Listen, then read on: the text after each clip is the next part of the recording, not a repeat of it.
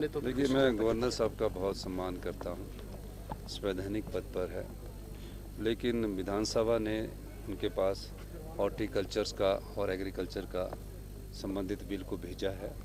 वो काफ़ी समय से उनके पास पड़ा है। अब उन्होंने ऑब्जेक्शन लगा के उसको वापस भेजा है और विधानसभा का सेशन था।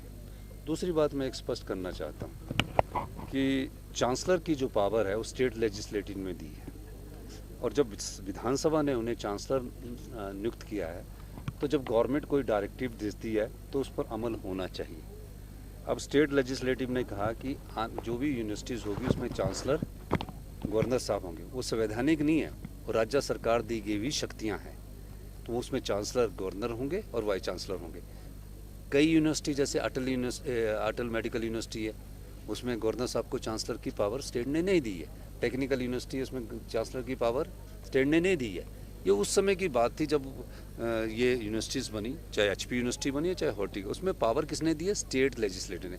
स्टेट लेजिस्लेटर की कैबिनेट जब ये फैसला करती है कि माननीय राज्यपाल महोदय से बात की जाए, और इसमें जो कैबिनेट का बात होती है कि जो हमारे एग्रीकल्चर मिनिस्टर साहब ने बात की कि इसमें उनको चिट्ठी लिखनी चाहिए। पहले एग्रीकल्चर मिनिस्टर साहब ने उनको चिट्ठी लिखी, फिर हमारे सेक्रेटरी एग्रीकल्चर ने कहा कि आप चांसलर की पोस्ट होल्ड करने के बाद गवर्नमेंट की डायरेक्टिव्स आपको ऐसी है कि आप इसको अभी मत एडवर्टाइजमेंट कीजिए।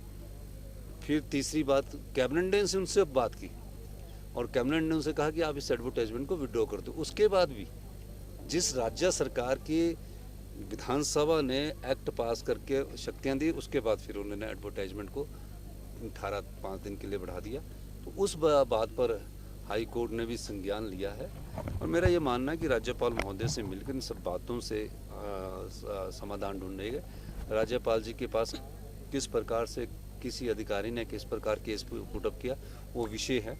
वैसे राज्यपाल जी हमेशा हिमाचल के जो इंटरेस्ट है उसकी बात करते रहते हैं, चाहे किसी भी मामले में मुझसे चर्चा करते रहते हैं, चाहे नशा के संबंधित मामला है, चाहे यूनिवर्सिटी से संबंधित मामला है, और चाहे और किसी भी चीज़ से संबंधित मामला, सब पर चर्चा होती रहती है। और ये जो एक्ट है, कुछ यही नहीं एक्ट है, और भी कई एक्ट उनके पास विधानसभा में हमारे पड़े हैं। और सबसे बड़ा एक्ट तो उनके पास सुखाश्रय वाला पड़ा है, जिसमें अनाथ बच्चों को हम पेंशन पे वाले दे रहे हैं, हमने एक्ट पास किया है। और तो भ्रष्टाचार को ख़त्म करने के लिए भी एक एक्ट पड़ा है, जिसमें एमएलए पार्टी छोड़कर दूसरी तरह चले जाते, तो कई एक्ट पड़े हैं। तो मैं उनसे मिलकर बात करूंगा, और निश्चित तौर पर मैं उनके पास जब जाऊंगा तो मुझे लगता है कोई ना कोई हम बैठकर समाधान निकालेंगे।